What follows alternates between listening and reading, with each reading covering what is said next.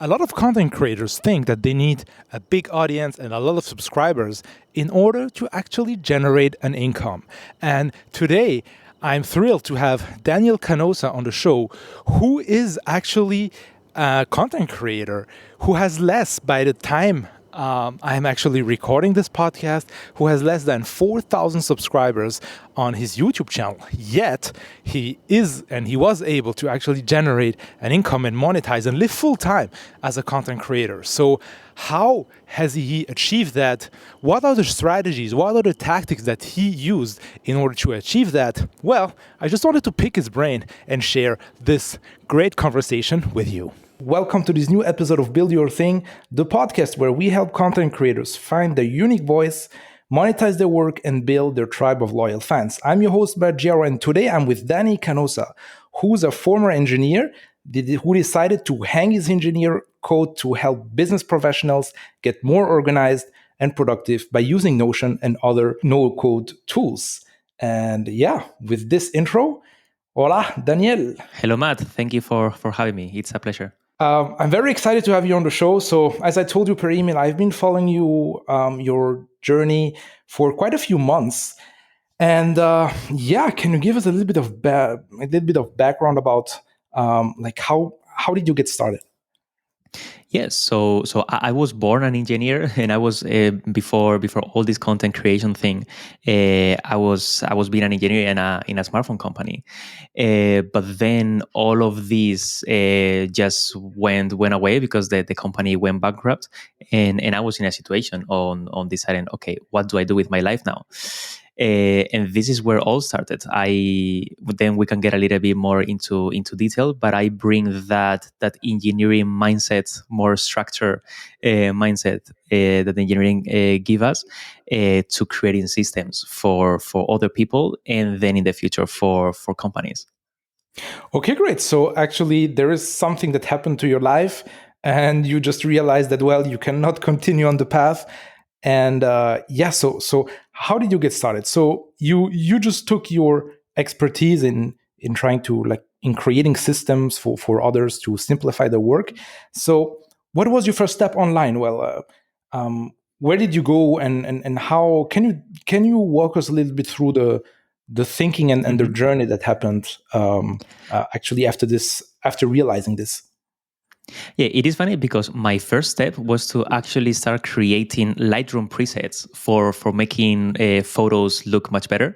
So I launched that on my own website that I built on WordPress, and I think probably I made like $50 out of Mm. that. It took me like 2 months to create, but since I didn't have any audience, so yeah, I just made like $50. It was fun, but that was about it. I also didn't love it, but it was a good opportunity to do something online. So this is also something that I tell a lot of people, that it doesn't matter what you do first, just do something, and then you will find what you actually want to do. So yeah, that was my first approach, but then I considered that as a failure. And I remember having a conversation with my girlfriend, saying, okay, I want to teach something, because it is also something that I have in me. Before, I was also a salsa teacher, and Okay. I wanted to teach something, but I didn't know what. And back then, I was already playing with Notion just as a user, and saying like, "Holy shit, this tool is amazing! I can do so many stuff here. It can be my task management. I can manage my finances." And when I finished managing all my stuff, I started to manage my girlfriend's stuff. So I was getting like super super excited about that. So that was that time. So yeah, I asked my girlfriend, okay, what do you think I can teach? Because I cannot find anything. And now that I say this together with Notion, it becomes pretty clear. But back then, I was not seeing anything that I was good at. And my girlfriend started to tell me things that she thinks that I'm good at. And I remember one of the things was Notion. And I remember it as it was yesterday, even if it was 2 years ago. When she said Notion, I had like, oh shit moment. Like, yes, I felt it in all my pores, in all parts of my body. Like, yes, this is something that I'm so passionate about. This is something that it just comes easy to my brain to deal with. It is something that I love. So so yes, that is it. And I think the next day, I like without doing any market research whatsoever, I just started to script the first modules of a wannabe course, trying to teach people what I knew about Notion. And this is how it all started. This is interesting. So actually, like you knew that you wanted to create something, but the hardest thing is actually discovering um, what you're passionate about and what you can also monetize. So I have been telling this also in my 4P formula course.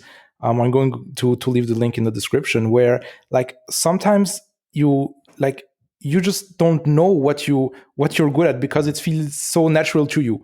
So having people around you, like just asking people around you, can sometimes be like a big aha moment. And yeah, you just practice this this advice, and nice that it worked out. So after after you realized this, you just started directly creating a course that you can sell. So can you experience a little bit more about what were your thoughts and how did it actually work out? Because a lot of content creators, when this like they have like a course idea, and then, well, I know this course like will be successful, and then they launch it and they see actually no sales. So how did it went for you?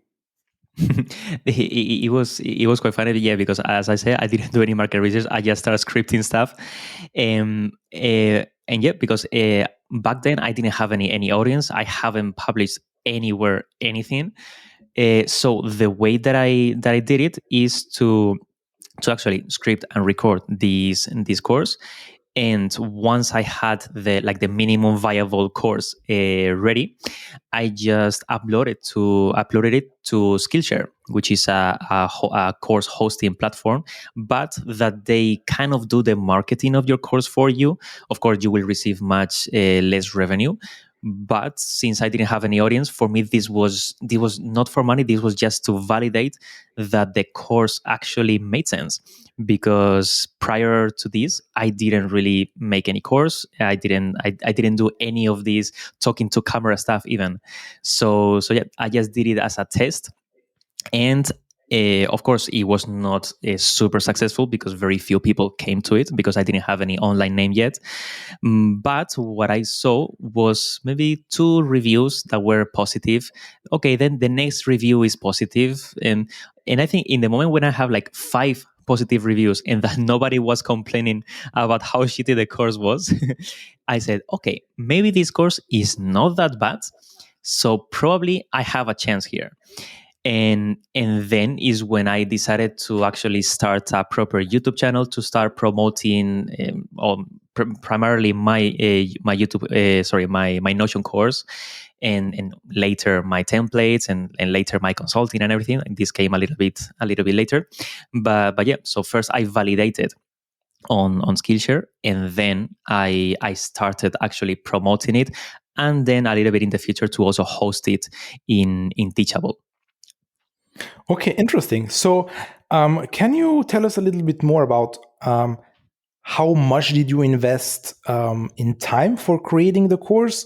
How like how and also like the process behind putting in a Skillshare. Like you just uploaded the videos and that was it, or did you have to do anything else? So really, like I want to deconstruct like getting your first sales on Skillshare, because this was like the key moment where you just start getting some kind of validation.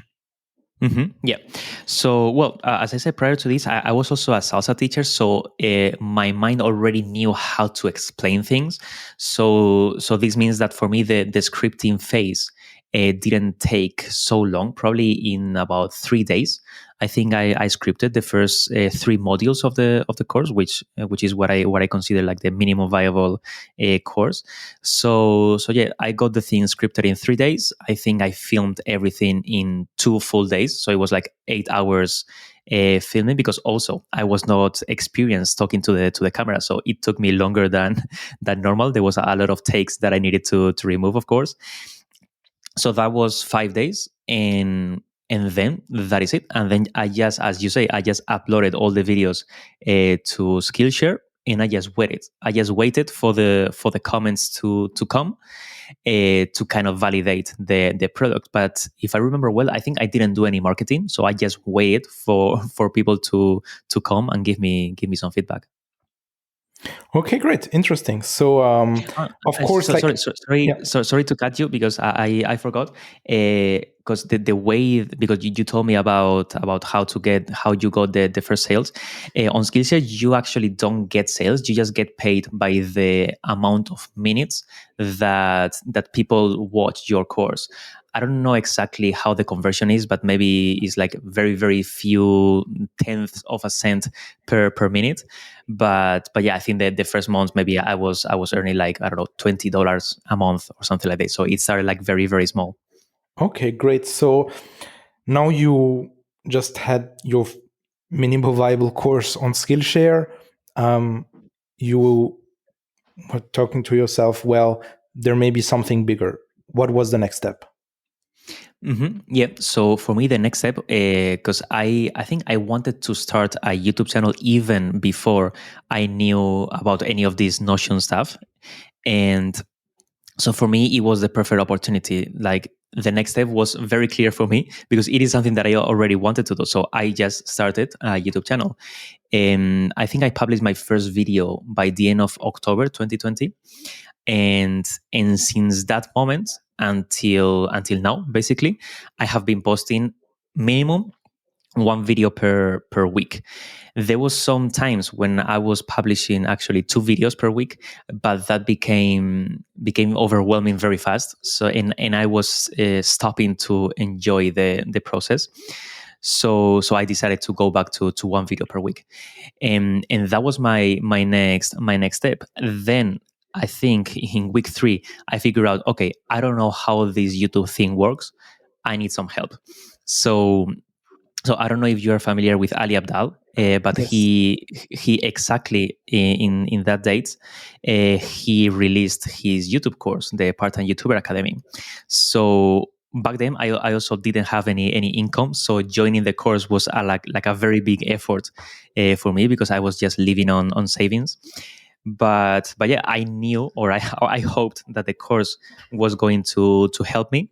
So yeah, I spent the next 4 weeks going through the course. It was very intense because there was a lot of classes per week. I think 3 classes per week, and and that was what actually helped me kind of understand what this YouTube thing was all about. So then I changed a little bit my strategy. I started to create better thumbnails, to try to improve a little bit the background of my videos, the image quality, how I scripted the videos so the people can get engaged faster and don't leave the video, and these kind of things. But yes, this took a lot of practice, but I think this course really made a difference and made the learning curve much faster. Interesting. So, when you started your YouTube channel, like, how did you approach this? Like, was it like, do you want actually just to reach a new audience via YouTube? And how did you also manage the positioning? Like, or maybe we can leave the positioning for like after answering this question, because there is like way, it may be a little bit like too much for one question. So, how did you approach that? Yeah, so I started to share the video everywhere, but I found that the things that were working better, surprisingly for me, was Facebook. There is a Facebook group for Notion users. I think it's called Notion Made Simple or something like this. So Mhm. I was posting my videos there, and every time that I posted a video there, I found that a lot of traffic was going to the video. I mean, a lot of traffic for me back then was like, I don't know, 200, 300 people. But I was like, oh, so okay, this thing is working. I also posted some videos on Reddit, on the Notion subreddit. But I found that people there don't really like people spamming YouTube links. So what I Mhm. was trying to do is to give like a little bit of a summary, actually providing value within the Reddit post. And then if you want to know a little bit more in detail about this, so here is the full video. and I found that didn't sound too spammy, and that actually was bringing also some people to the video, and yeah, and slowly but surely, people were subscribing to the channel, and in the end, I didn't need to keep posting on other places, and it was just everything YouTube organic. In terms of the positioning, because I think it's a good question, so I can't even answer it now. uh, in the beginning, I didn't have any target market. I didn't think of it. For me, I was just trying to position this channel as a Notion channel, just general. And then maybe we can get into the fears of actually trying to target a more niche audience. But yeah, it all started very unprofessional. Just everybody is my audience. I don't care about SEO. I don't care about anything. My only focus on the first weeks, I'd say, was just to publish videos. That's it. I just wanted to get the reps, to get the experience, to learn how to edit videos properly, to learn everything, and then I could move to the next step to try to define my proposition better, or anything else. But I just wanted to get started.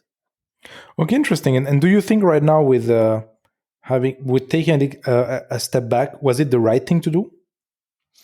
Honestly, yes and no. I think the mindset was good. I liked this mindset of just getting started, because, and this is also something that I learned in Ali Abdal's course, that in the beginning nobody's going to watch your videos because you don't have an audience. So it doesn't really matter what you post just to get the experience. So I think that mindset was very good. Well, I think it was not that good was that I didn't do any research whatsoever. I didn't know who the big players in the Notion scene were, what other courses were there, even how they price the courses, what type of audiences are interested about Notion. So I think I should have done all that research before actually creating the course. Uh, but in the end, it was not that bad, because the course was quite successful. But yeah, if I went back in time, that would be the only thing that I would change. Okay, and what were you actually doing in the first videos? Were you just telling people, well, if you want to know more about Notion, I have a course on Skillshare, or what was like your call to action, or how did you, were you promoting your course on Skillshare, or how did you approach them? Mhm. Yeah, when I started the YouTube channel, I actually was hosting the course on Teachable. So the difference between Teachable and Skillshare is that, as I said before, Skillshare is able to bring your audience to your course because they do very good marketing. But on Teachable, it is just a hosting platform, so you have to bring the audience there.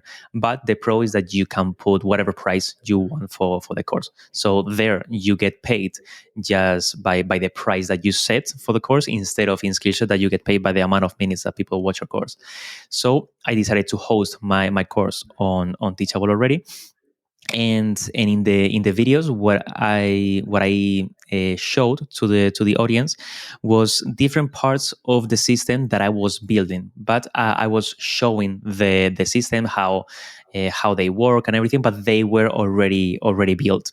So the difference between the content on YouTube versus the content on the course was that in the course I was actually showing step by step how to build everything, the mindset behind it, and so on.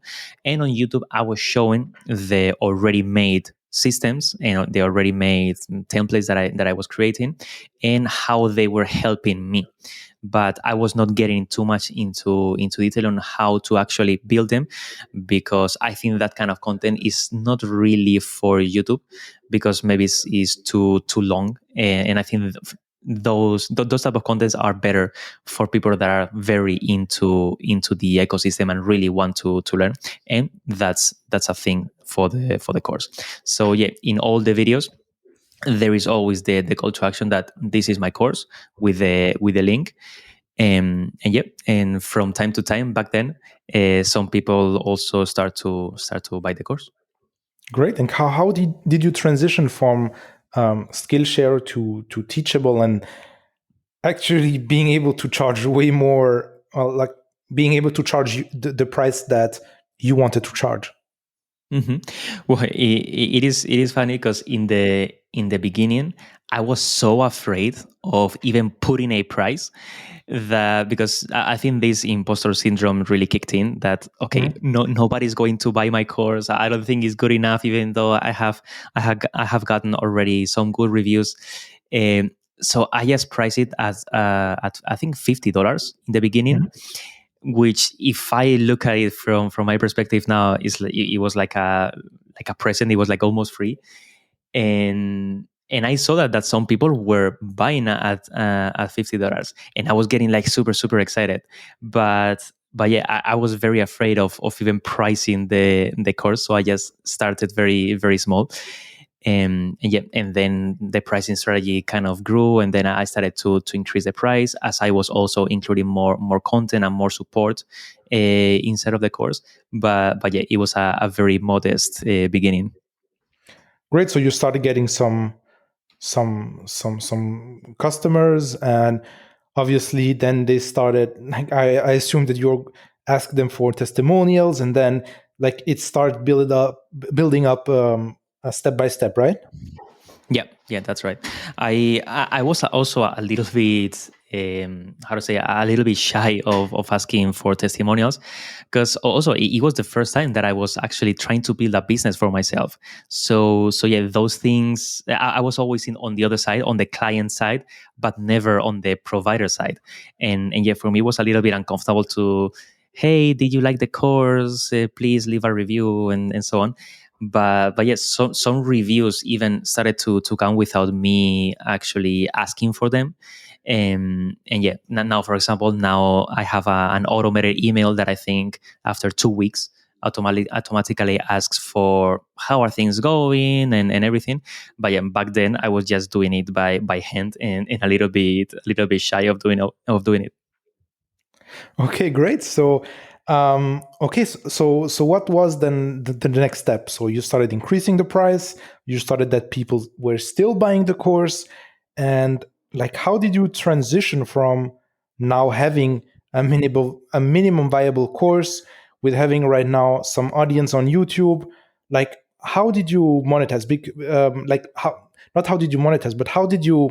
What were the next steps? Because I also saw that you have like Notion templates, and that you mentioned in one video that people were already quote unquote sold on buying Notion templates. So maybe could we dig a little bit deeper into that? Because I think that you made the right choice, because you really I don't know if we can call it a trend, but like Notion is or was, at least when you were starting, like really a hot thing, and people were already sold, as I told you, on buying stuff, on or buying templates or buying courses just to increase their productivity. So if you could explain us a little bit more Mhm. how you your way of doing things. Yeah, so things started to grow pretty organically. So I had the minimum viable course on Teachable. I was doing my videos, and from time to time I was also having some client work. So I remember one of my students wanted me to actually create the system for him. So he just gave me the directions, and I was building it. And of course this has a higher price. And then I remember having another client, which was a business, and in part of the system that I built for them, I found out or I figured that that was an amazing habit tracker. So what I did was just to duplicate part of what I was building for him and turn it into a template, and then just I just started selling it. And in fact it is funny because that template made more money than what I made from the client. So as I was working with more people, I was getting a little bit more exposure of the things that I could build in Notion and that people can be interested in. That was both content for my course, teaching how to build those things, and new digital products for like Notion templates that I could also potentially sell. So as I got more templates, the way that I promote those templates were by creating a walkthrough video that then I will post on YouTube, and then I will add the link in the description of the video. And yeah, and as I said, my course started to grow in content because I was including more and more and more things into it. Okay, interesting. And really, it's like, just a question. So the consulting clients, like most of them were like bought the course, let's say at this ridiculous $50 price point, and then like, or how was it like? Yeah, I think the first one, I don't exactly remember this first one that I have, how much he paid for the course, but probably yes, probably it was like $50. And so yes, those were the first ones. This other business that I told you, he was not a student of my course. I actually met the guy in one online community, which is Mhm. also something that I would encourage everyone that is starting to create online to join online communities of like-minded people. So, for example, I joined the Nest Labs community from Anne-Laure Lecomte, and I met this guy over there. We just started talking. He told me, "Okay, I need this. Do you think that we can create this in Notion?" And I said, "Yeah, let's do it." And we just started working together. So yeah, I think that both the sources were my course and people from online communities back then. Okay, great. So, how did you transition, or how did you quote unquote niche down? Because right now you have also Systemify. Maybe you can tell us a little bit more about that. So, how did you transition being the broad Notion guy for like anybody who just want to learn more about Notion, um, to what you're doing actually today? hmm Well, this in fact was a process. It wasn't a one time thing, and but it was something that I was quite afraid of because I was already engaging with some businesses. I was doing some work for them, and that was what I was actually enjoying. I loved working with small businesses. I think I just relate better with their challenges, but I was afraid of just promoting myself as the Notion business guy because I was thinking, oh, but my course is also good for people that don't run businesses, just for like normal people. Mhm. And so I changed the copy of my landing page, but it was still a little bit broad. I think I used the term business professionals because I was trying to lean more towards the business owners, but I was still afraid of just saying business owners. Um, but then I think I just felt more sure because also as my audience grew, uh, I felt that I could already start to niche down a little bit more, because yes, if I niche down, I would already have enough clients, even if they are just business owners. So I started to do that. I started focusing more on consulting, which is also a bigger source of revenue because of course the prices are higher, and also it is something that I truly enjoy. So yeah, once my audience grew a little bit more, I started to niche down, even if it's kind of the opposite of what everybody says. People say Mhm. to start more niche and Yeah. then go broader, but I did it the other way around, and I think I am pretty happy with it. But the main reason was that I was just afraid of niching down too much because I was thinking that, okay, nobody's going to to watch me anymore. Yeah, and I think that even let's say regarding YouTube and the success that you had there, it also related. Like if you were just let's say post a video about Notion and like one really specific thing, not sure if you would have get all the traction that you got at the beginning by being a little bit broader than and not just focusing on one little niche, right? Yep, that is a very good way of putting it. Yeah. So, what would be, let's say, your advice for someone who's just starting out, and yeah, he knows that. Well, I want to. I want to actually share my knowledge, but I don't know really where to start. What should I do? What would you tell this person? For me, I think that the perfect sentence to say to this person is to just start dirty. It doesn't matter really what you do in the beginning, because that is not going to show what you're going to end up doing in the future. So just get started. Just if what you want to teach can be shown on YouTube, start YouTube. YouTube is an amazing learning experience in the beginning. Just get the reps, post some videos, or write on Twitter or in any other platform. Just get the reps. Join online communities where your potential customers can be, so you can learn about them. Even just have Zoom calls with them, trying to help them with everything. I remember having Zoom calls just trying to teach to show people how to do things in Notion.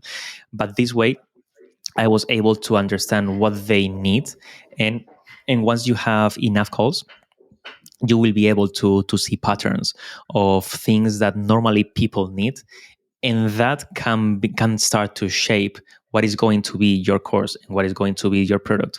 I didn't do it this way, but now with everything that I have learned, that is going to that was yeah that is the approach that I will take to create anything. Just start dirty, get to know your potential customers, and then build anything for them. Yeah, it's a little bit what we see on your Systemify website, right? So you test, you build, you tweak, you just you just like Yes, keep adjusting. Like you jump out of the plane and you're building the parachute at the same time, and then you just see what's working and what's not, right? exactly. You Great. just iterate. Yeah. So I before wrapping up, I just wanted to ask you, how did you get this Notion certified consultant? Because I'm pretty sure that having this um, like this award or like this certification helps you with being a like being kind of an authority in the space. So can you tell us a little bit more about that? Well, it is funny because this is a very recent thing. I think I just got it like 1 or 2 weeks ago. So Okay. I actually haven't had the opportunity to tell whether this is going to help me get more clients or get more exposure, or not. But I really do think that this was something that I had to do, um, because one, it was a way to test that I actually knew what I was doing, that I Mhm. actually knew how to use Notion, and that kind of like that Notion approves the way that I was doing things. And basically, this was a theory and a practical test that I passed. And then, yes, I mean, so far I cannot really tell whether this is bringing more people or not. I just have one call with a guy coming from this source so far. Mhm. But yeah, so once I get more information, I will be super happy to share.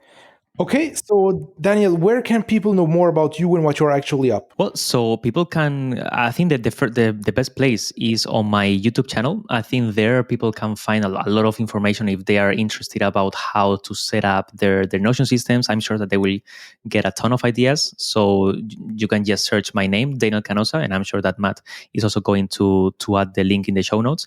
And then for people interested more in the consulting side for business owners, people can find me on systemify.co. And if you want to learn about how to actually set up business, systems in Notion, I have my course, the Notion Academy, and everything is going to be in the show notes. Exactly. So thank you very much for joining me today.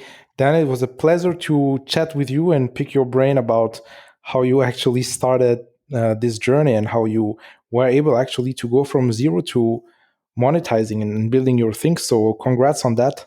Yeah, thank you so much, Matt. This was very fun and a pleasure to meet you. All right. I hope you appreciate this episode with Daniel Canosa.